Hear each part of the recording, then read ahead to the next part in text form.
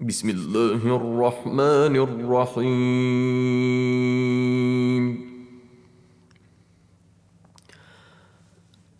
الحمد لله الذي أنزل على عبده الكتاب ولم يجعل له عوجا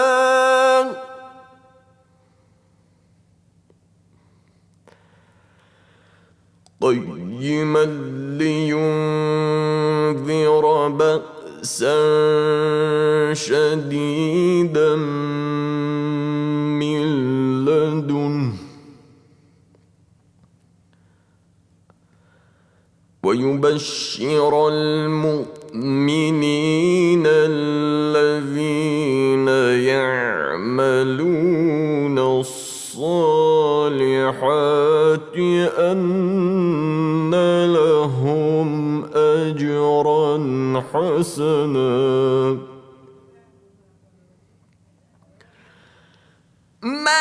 ماكثين فيه أبدا وينذر الذين قالوا اتخذ الله ولدا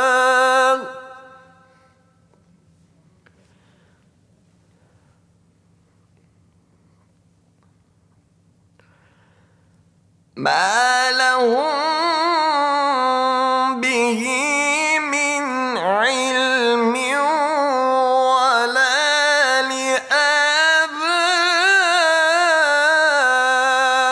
لآبائهم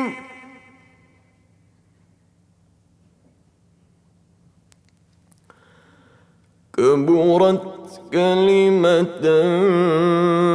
تخرج من أفواههم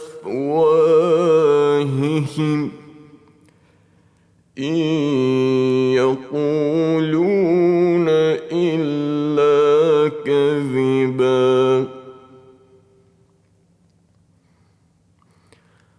فلعلك باخع نفسك على آثارهم إن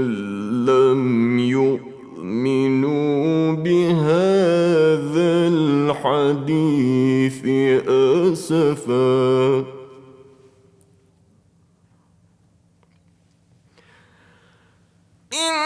إنا جعلنا ما على الأرض زينة لها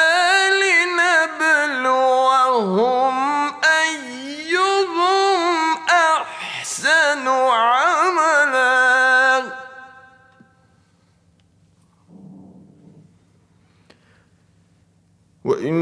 وإنا لجاعلون ما عليها صعيدا جرزا أم حسبت أن أصحاب الكهف والرقيم كانوا من آياتنا عجبا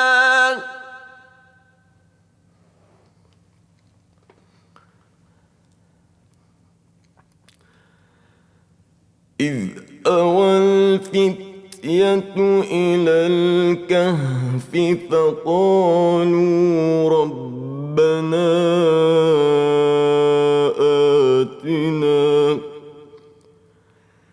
فقالوا ربنا آتنا من لدنك رحمة وهيئ لنا من أمرنا رشدا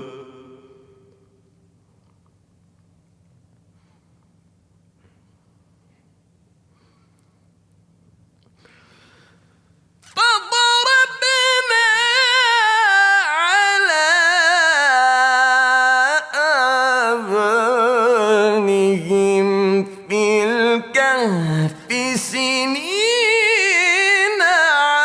عددا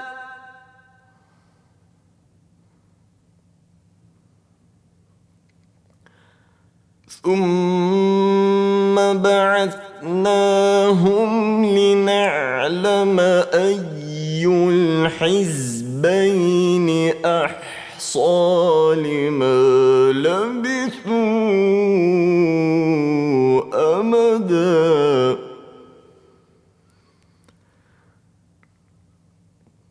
نحن نقص عليك نبأهم بالحق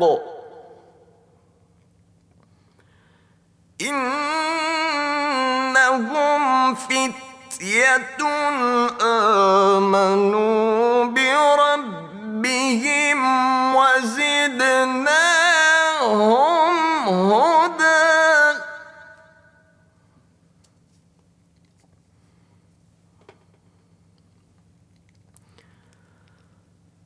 وربطنا على قلوبهم إذ قاموا فقالوا ربنا رب السماوات والأرض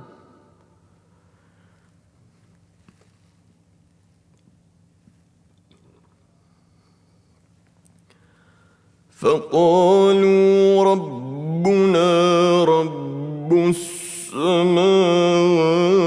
والأرض لن ندعو من دونه إلها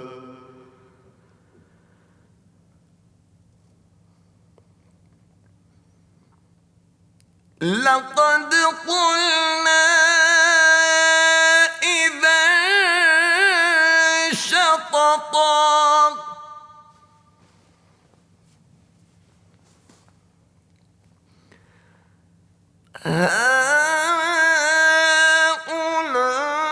هؤلاء قومنا اتخذوا من دونه آلهة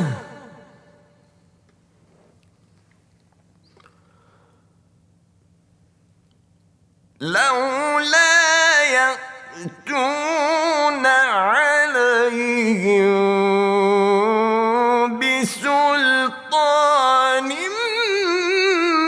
بين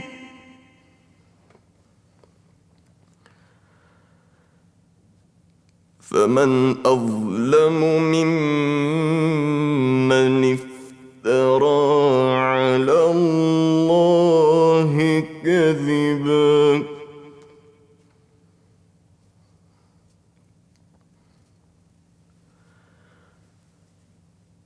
وإذ اعتزلتموهم وما يعبدون إلا الله فأووا إلى الكهف ينشر لكم ربكم من رحمته ويهيئ لكم من أمركم مرفقا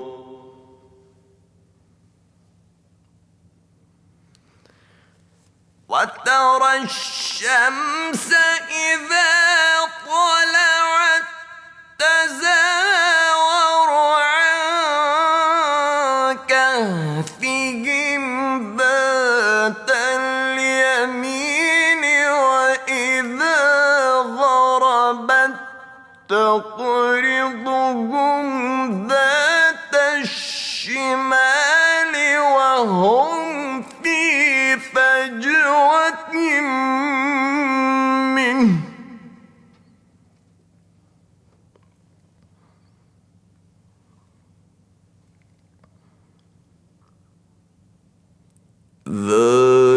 من آيات الله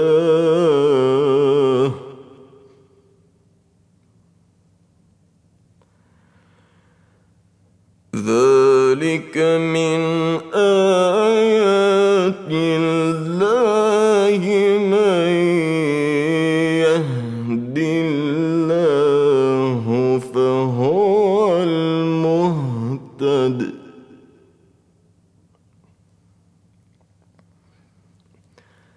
ومن يضلل فلن تجد له وليا مرشدا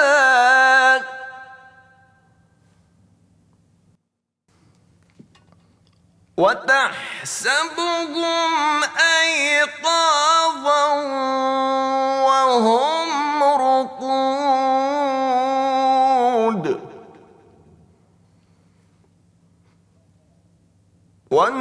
ونقلبهم ذات اليمين وذات الشمال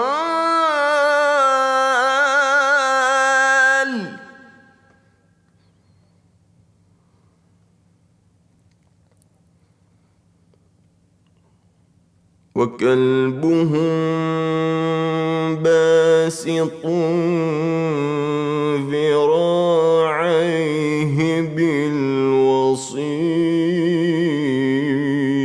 بالوصيد لو اطلعت عليهم لوليت منهم فرارا ولملئت منهم رعبا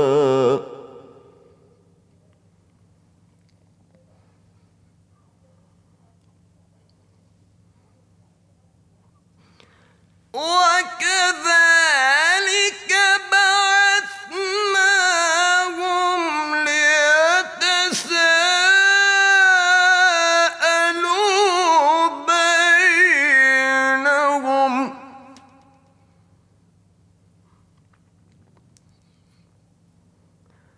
قال قائل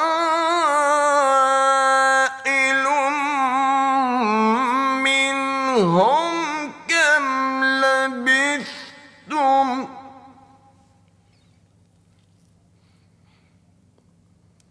قالوا لبثنا يوما أو بعض يوم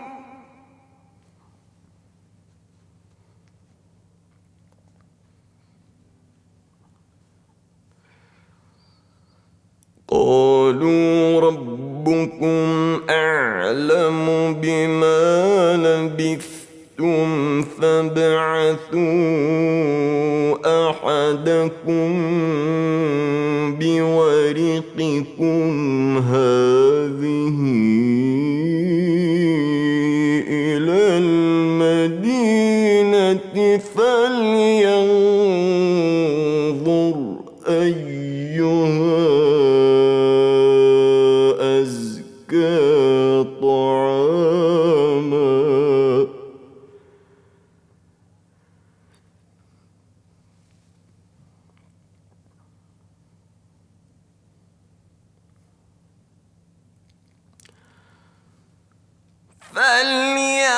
فلينظر أيها أزكى طعاما فليأتكم برزق منه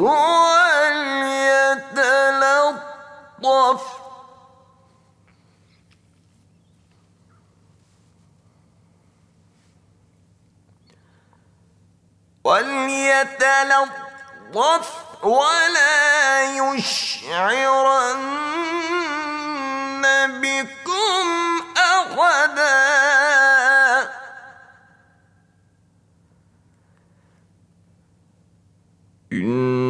إنهم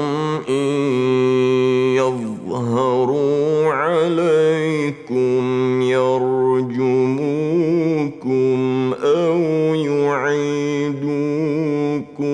في ملتهم ولن تفلحوا إذا أبدا.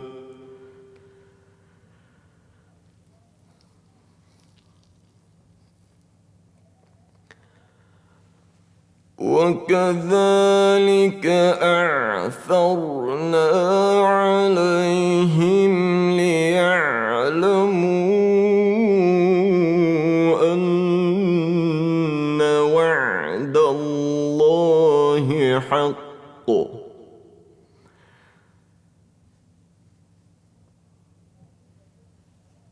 وأن الساعة لا ريب فيها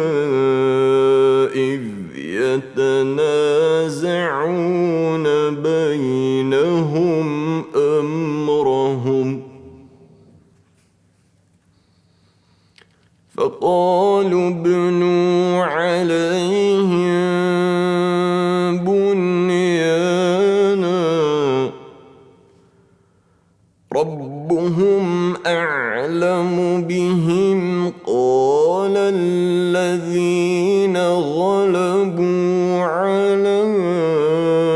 أمرهم لنتخذن عليهم مسجدا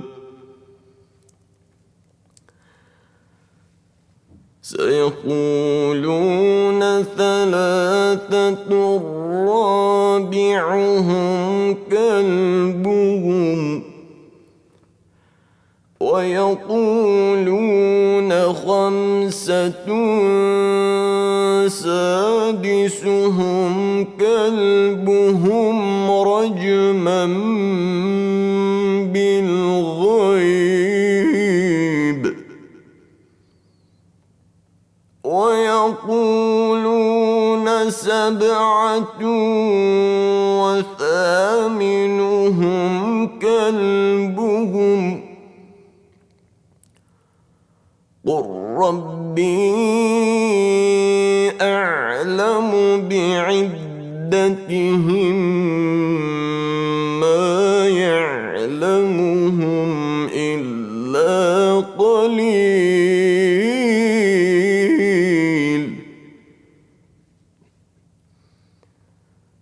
فلا تمار فيهم إلا مراء ظاهرا ولا تستفت فيهم منهم أحدا ولا تقولن لشيء إني فاعل ذلك غدا إلا أن يشاء الله واذكر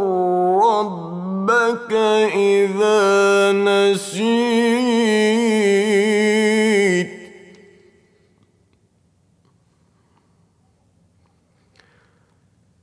وقل عسى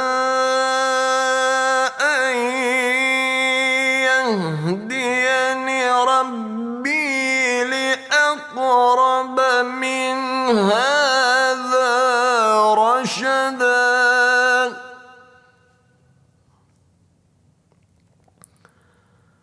ولبثوا في كهفهم 300 سنين وازدادوا 9 قل الله أعلم بما لبثوا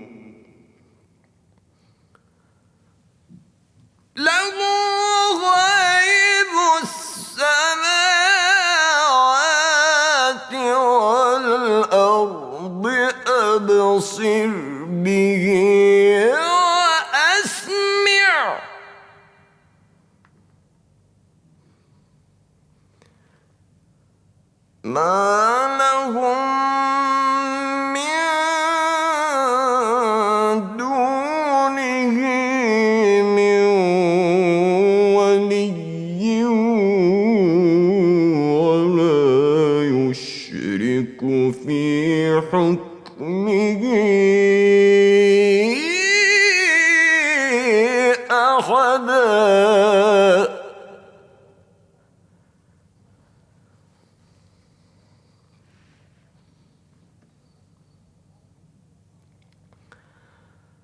واتل ما أوحي إليك من كتاب ربك لا مبدل لكلماته ولن تجد من دونه ملتحدا.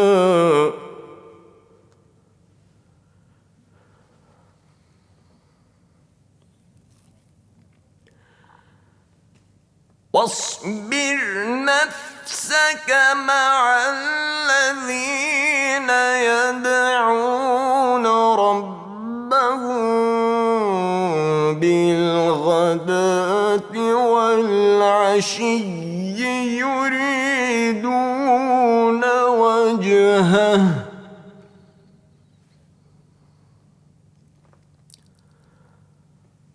ولا تعد عيناك عنهم تريد زينة الحياة الدنيا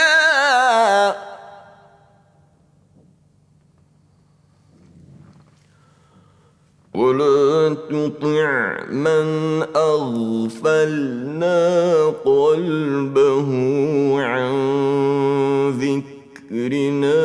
واتبع هواه وكان أمره فرطا.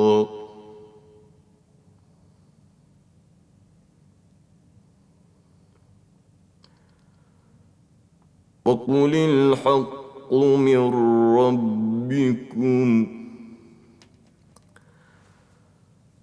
فمن شاء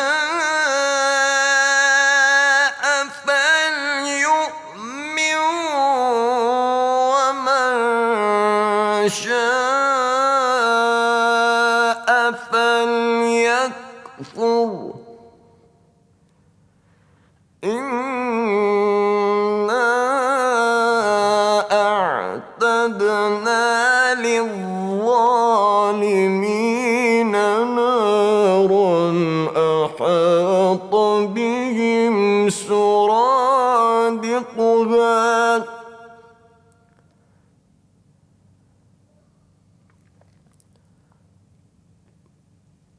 وإن يستغيثوا يغاثوا بماء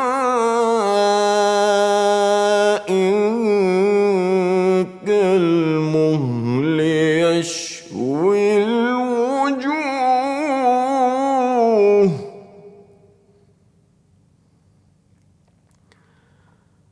بئس الشراب وساءت مرتفقا.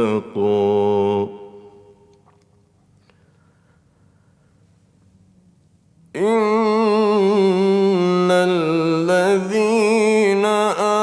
آمنوا وعملوا الصالحات إنا لا نضيع أجر من أحسن عملا. أولئك لهم جنات عدن تجري من تحتهم الأنهار يحلون فيها من أساور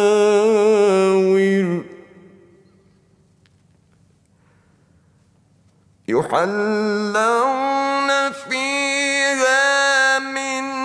أساور من ذهب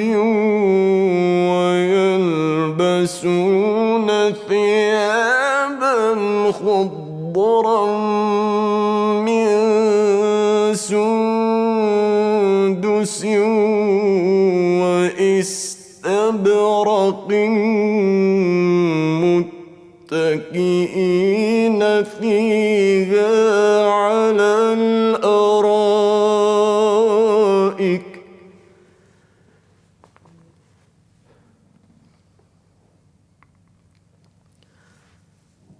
نعم الثواب وحسنت مرتفقا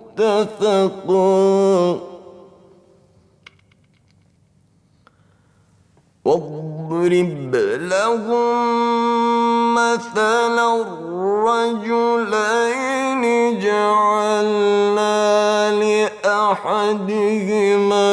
جنتين من أعناب وحففناهما بنخل وجعلنا بينهما زرعا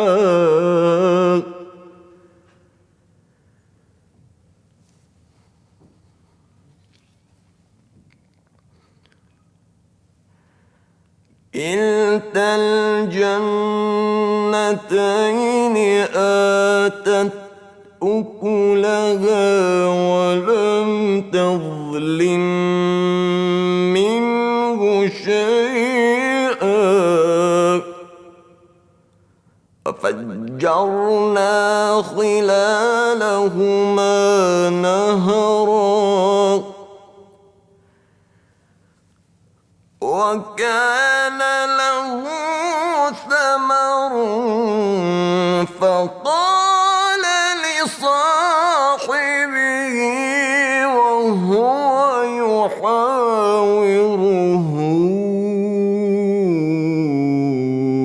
أنا أكثر منك مالا وأعز نفرا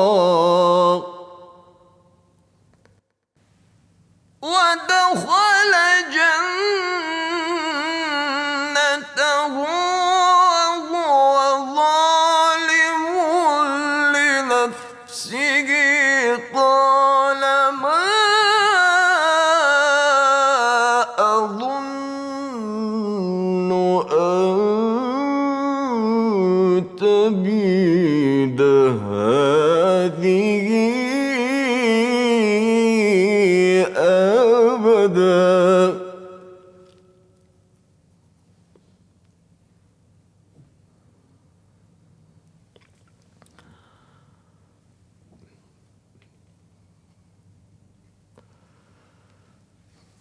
وما أظن الساعة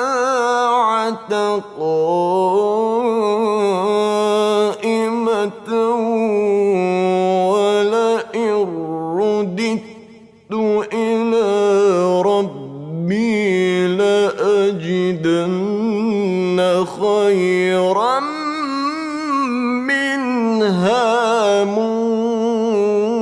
منقلبا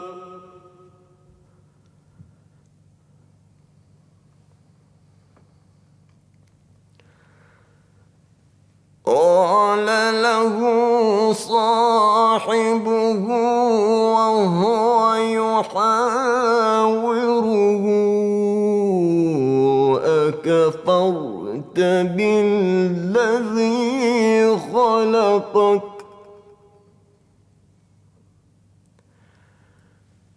أكفرت بالذي خلقك من تراب ثم من نطفة ثم سواك رجلا لكن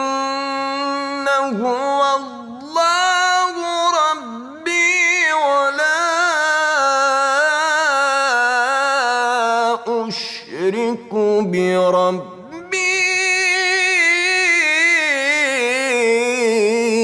أحدا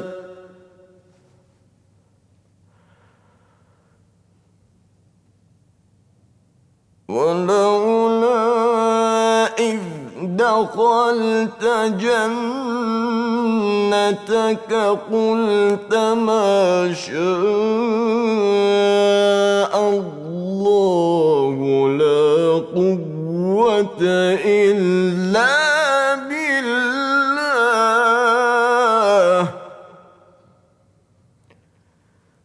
إن ترني أنا أقل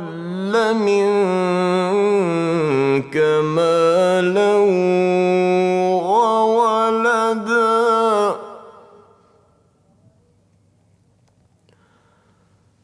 فعسى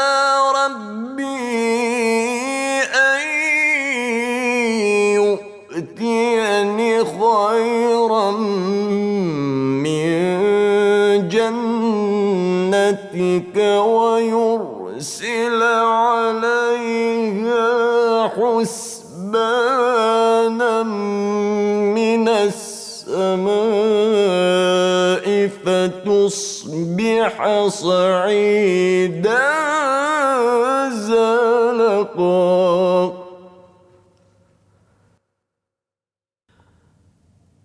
أو يصبح ماؤها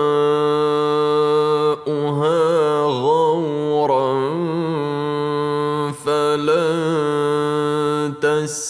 تستطيع له طلبا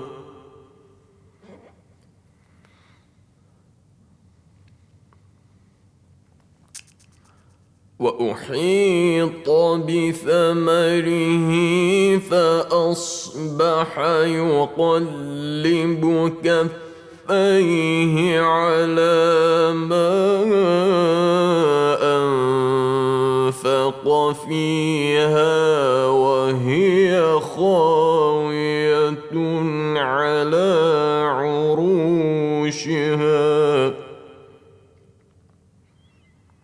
وهي خاوية على عروشها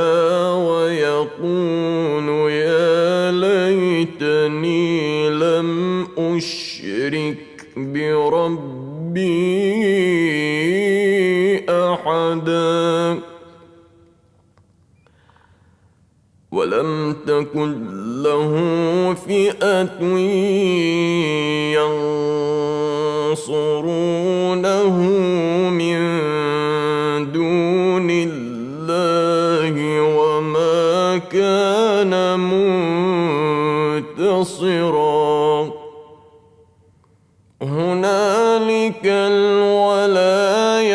لله الحق هو خير ثوابا وخير عقبا واضرب لهم مثل الحياة الدنيا كماء أنزلناه من السماء فاختلط به نبات الأرض فأصبح هشيما تذروه الرياح وكان الله على كل شيء مقتدرا المال والبنون زينة الحياة الدنيا والباقيات الصالحات خير عند ربك ثوابا وخير أملا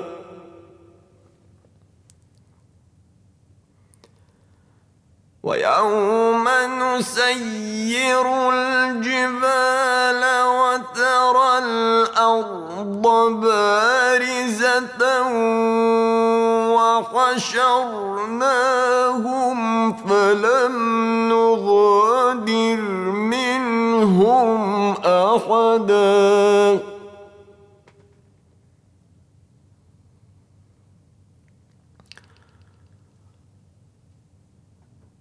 وعرضوا على ربك صفا لقد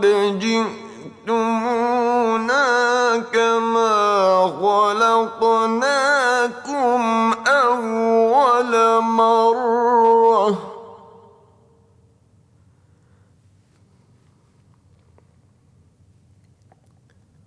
بل زعمتم أن لن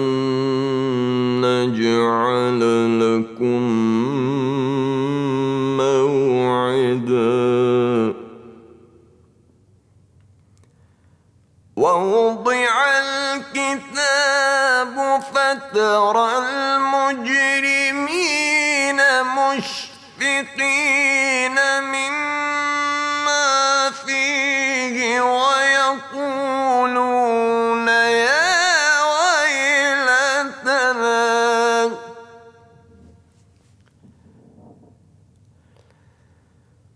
ويقولون يا ويلتنا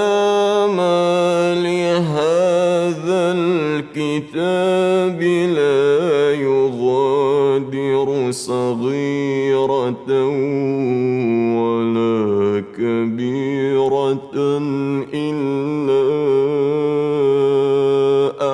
أحصاها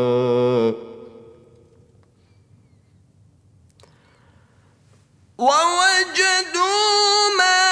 عملوا حاضرا ولا يظلم ربك أحدا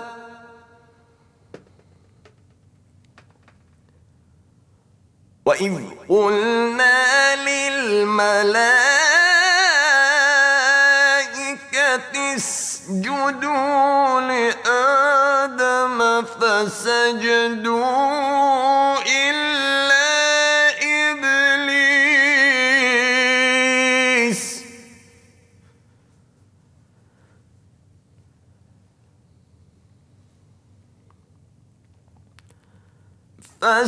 فسجدوا إلا إبليس كان من الجن ففسق عن أمر ربه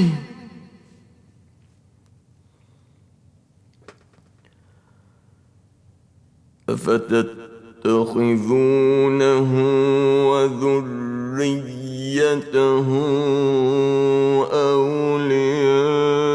أولياء من دوني وهم لكم عدو بئس للظالمين بدلا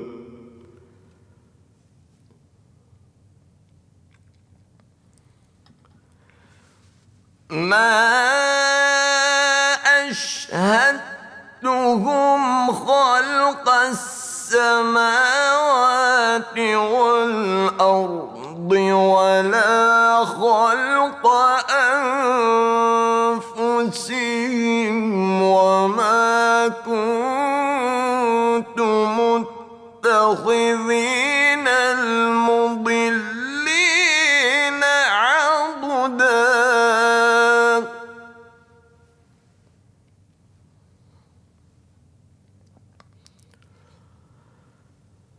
ويوم يقول نادوا شركائي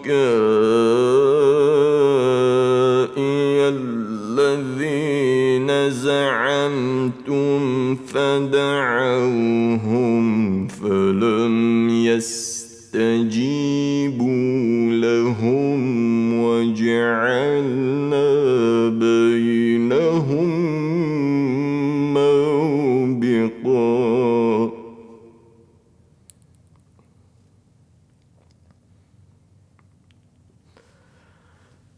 ورأى المجرمون النار فظنوا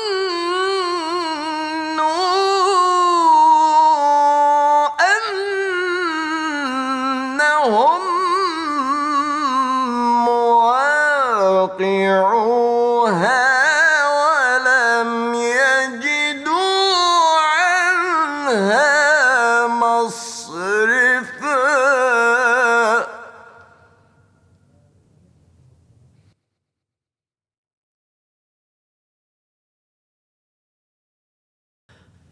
ولقد صرفنا في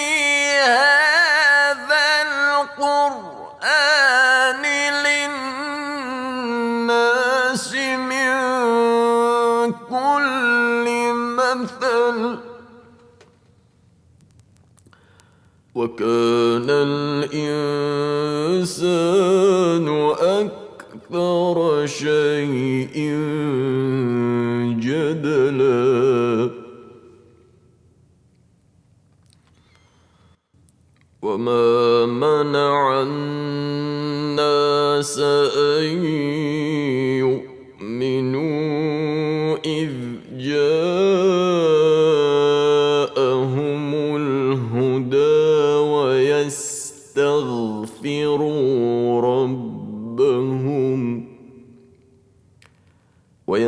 ويستغفروا ربهم إلا أن تأتيهم سنة الأولين أو يأتيهم العذاب قبلا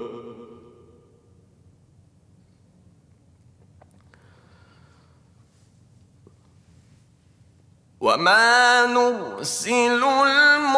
المرسلين إلا مبشرين ومنذرين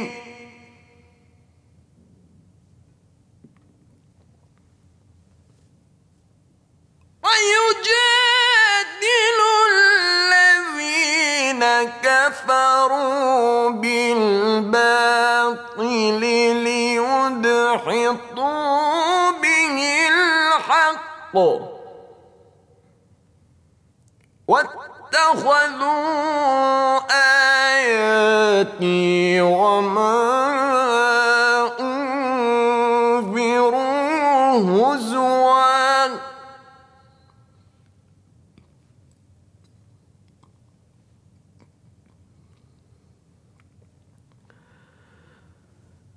ومن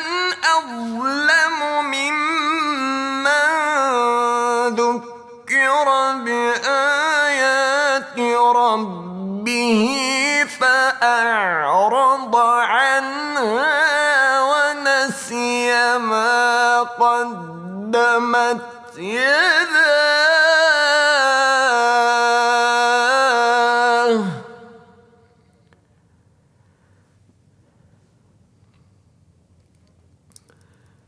إنا جعلنا على قلوبهم أكنة أن يفقهوه وفي آذانهم وقرا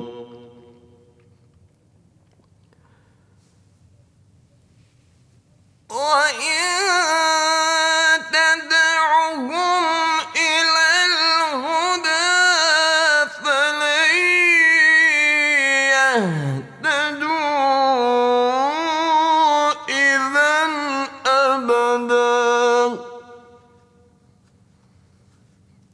وربك الغفور ذو الرحمة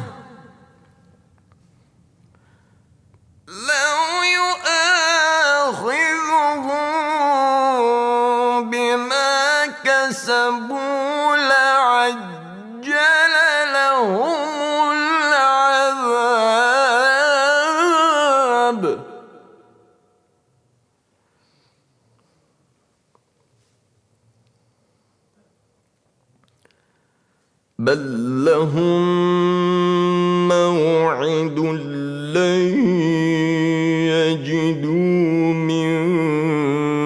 دونه موئلا وتلك القرى أهلكناهم لما ظلموا وجعلنا لمهلكهم موعدا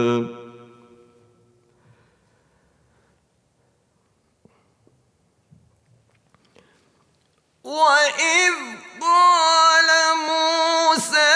لفتاه لا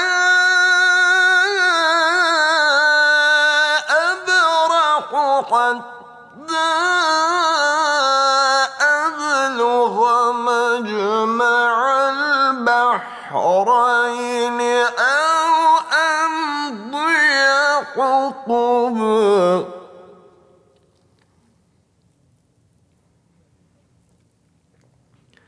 فلما بلغا مجمع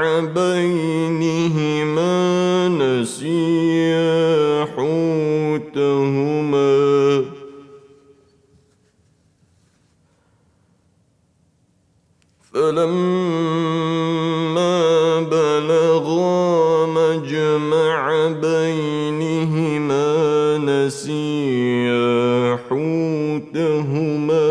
فاتخذ سبيله في البحر سربا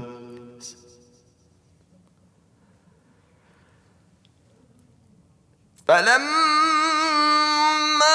جاوزا قال لفتاه آتنا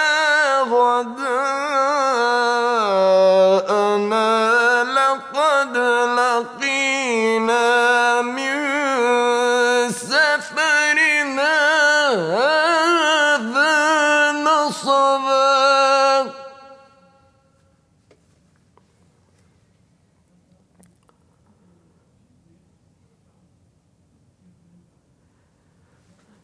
قال أرأيت إذ أوينا إلى الصخرة فإني نسيت الحوت وما أنسانيه إلا الشيطان أن أذكره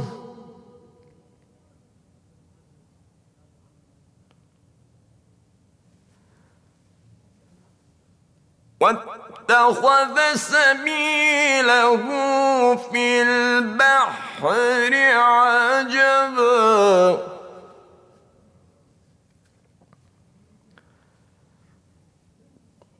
قال ذلك ما كنا نبغي فارتدا على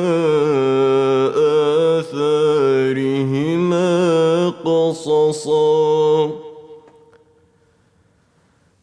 فوجدا عبدا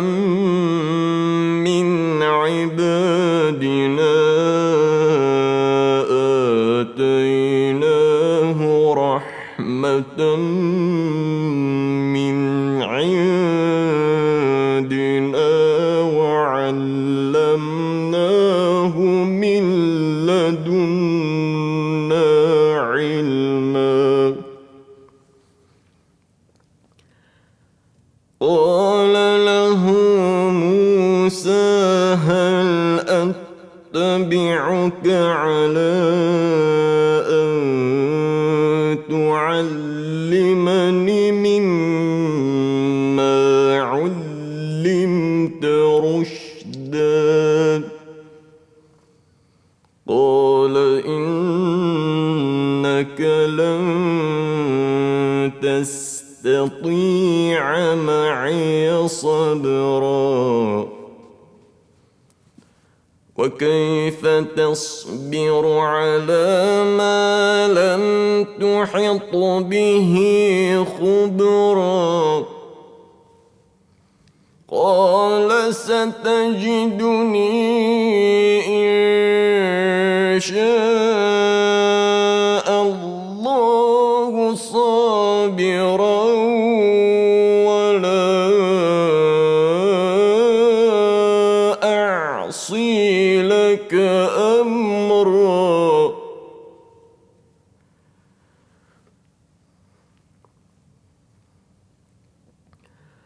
قال فإن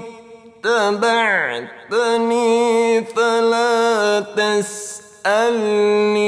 عن شيء حتى أحدث لك منه ذكرا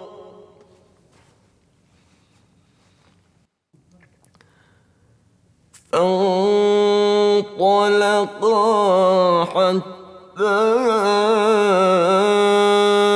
إذا ركبا في السفينة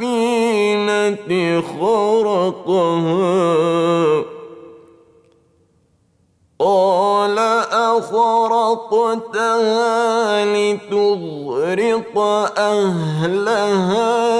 لقد جئت شيئا إمرا قال ألم أقل إنك لن تستطيع معي صبرا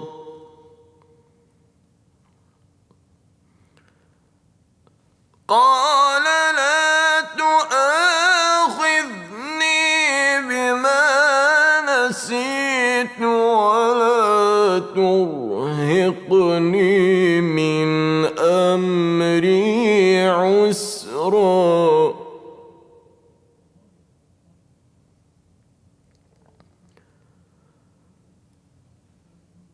فانطلقا حتى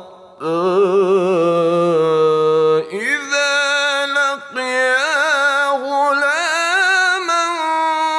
فقتله قال أقتلت نفسا زكية بغير نفس لقد جئت شيئا نكرا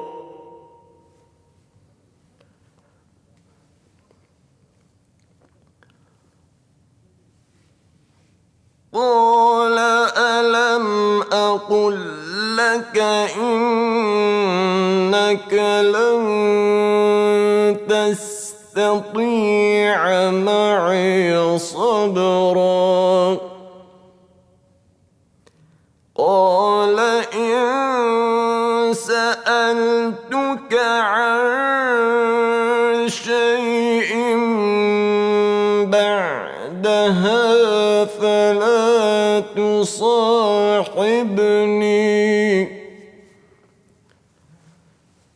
قد بلغت من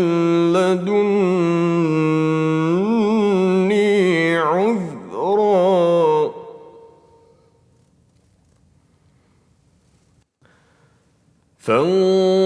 فانطلقا حتى إذا أتيا أهل قرية استطعما أهلها فأبوا أن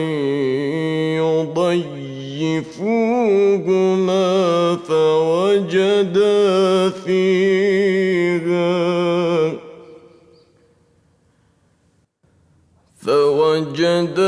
فيها جدارا يريد أن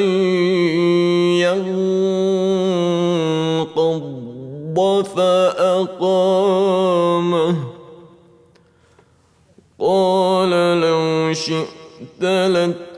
لأخذت عليه أجرا.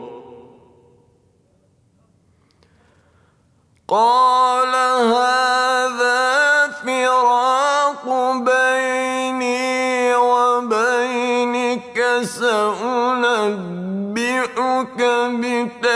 بتأويل ما لم تستطيع عليه صبرا.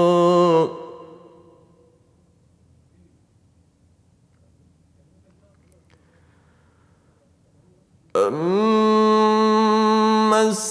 السفينة فكانت لمساكين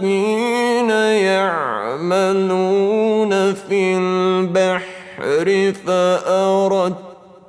أن أعيبها وكان وراءهم ملك يأخذ كل سفينة غصبا.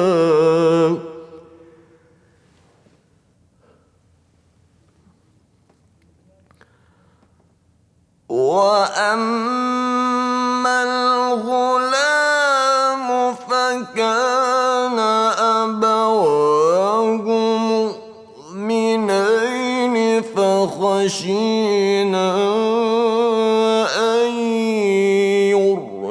يرهقهما طغيانا وكفرا. فأردنا أن يبدلهما ربهما خيرا منه زكاة وأقرب رحما. وأما الجدار فكان لغلامين يتيمين في المدينة وكان تحته كنز لهما وكان أبوهما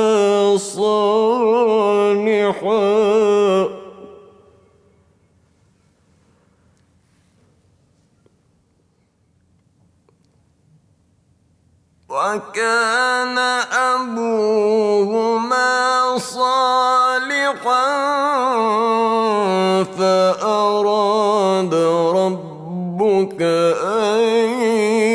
يبلغا أشدهما ويستخرجا كنزهما رحمة من ربك وما فعلته عن أمري ذلك تأويل ما لم تستطع عليه صبرا.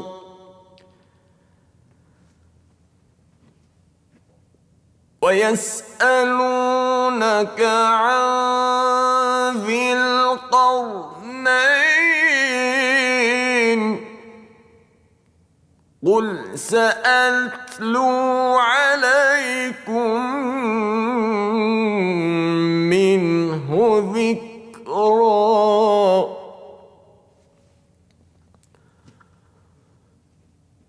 إنا مكنا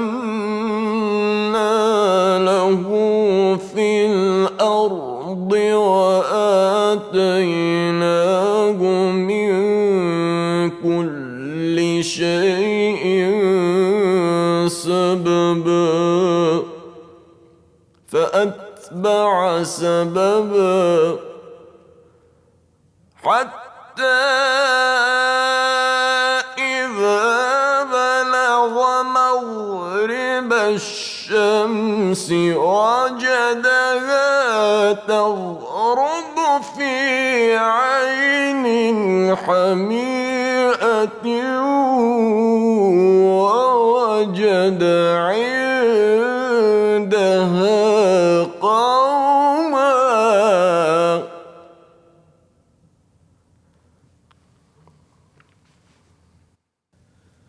قلنا يا ذا القرنين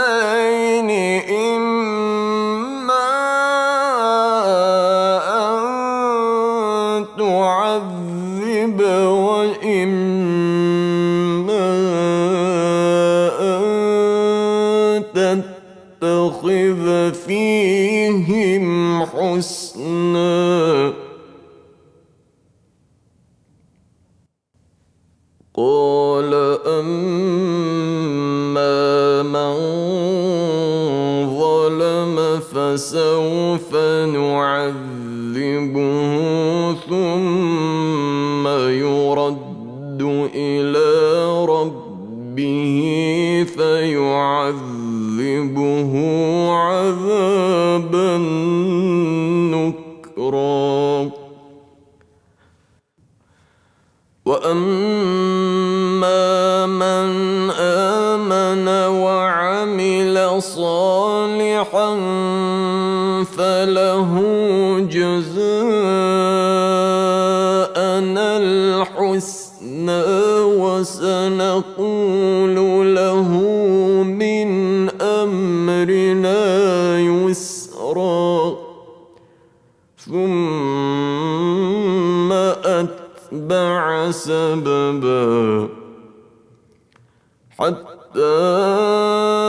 إذا بلغ مطلع الشمس وجدها تطلع على قوم لم نجعل لهم من دونها سترا. كذلك وقد أحطنا بما لديه خبرا. ثم أتبع سببا حتى إذا بلغ بين السدين وجد من دونهما قوما لا يكادون يفقهون قولا.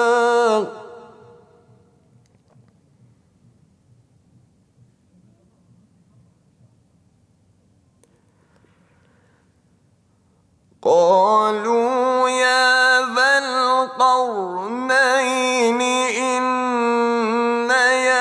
يأجوج ومأجوج مفسدون في الأرض فهل نجعل لك خرجا على أن تجعل بيننا وبينهم سدا.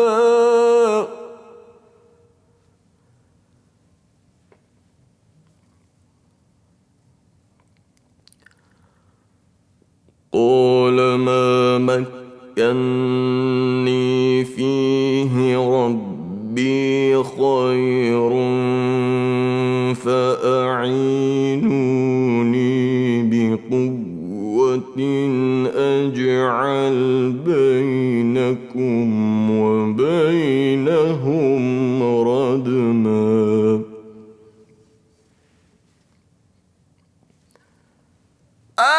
آتوني زبر الحديد حتى إذا ساوى بين الصدفين قال انفخوا.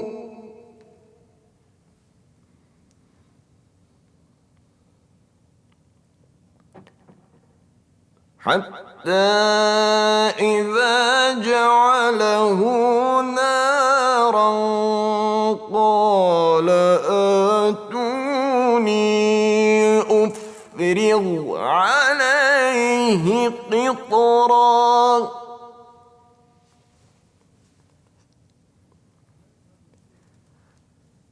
فما استطاعوا أن يظهروه وما استطاعوا له نقبا قال هذا رحمة من ربي فإذا جاء وعد ربي جعله دكا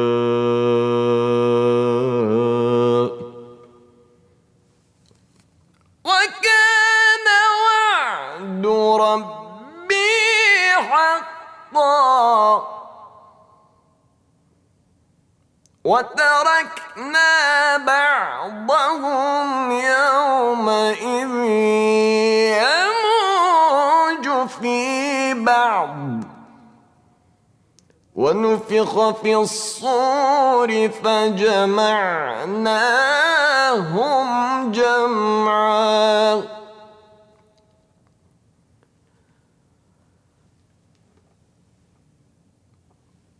وعرضنا جهنم يومئذ للكافرين عرضا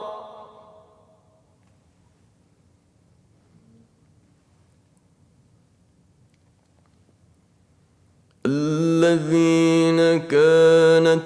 أعينهم في غطاء عن ذكري وكانوا لا يستطيعون سمعا أفحسب الذين كفروا أن يتخذوا عبادي من دوني أولياء إنا أعتدنا جهنم للكافرين نزلا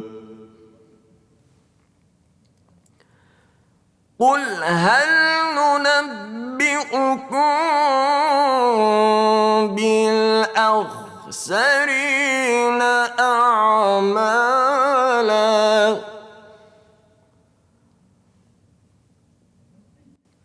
الذين ضل سعيهم في الحياة الدنيا وهم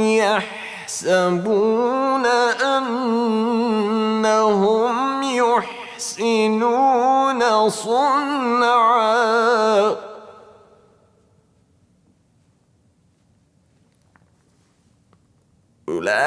أولئك الذين كفروا بآيات ربهم ولقائه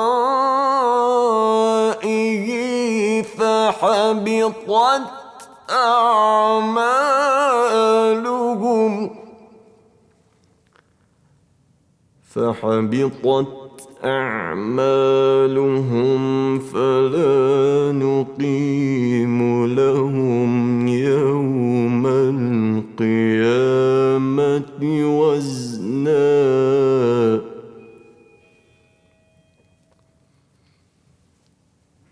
ذلك جزاؤهم جهنم بما كفروا واتخذوا آياتي ورسلي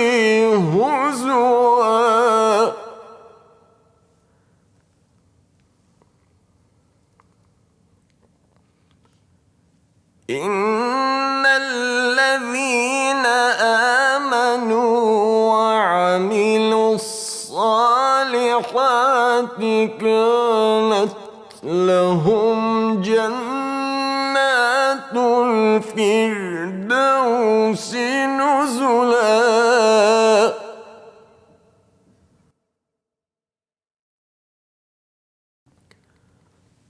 قل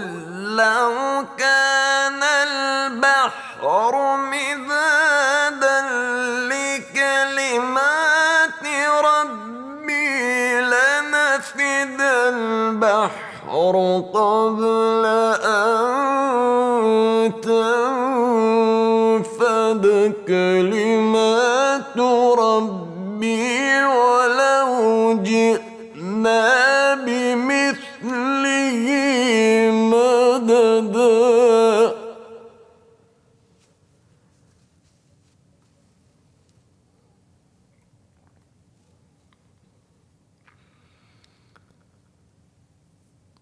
قل إنما أنا بشر مثلكم يوحى إلي أنما إلهكم إله واحد فمن كان يرجو لقاء ربه فليعمل عملا صالحا ولا يشرك بعبادة ربه أحدا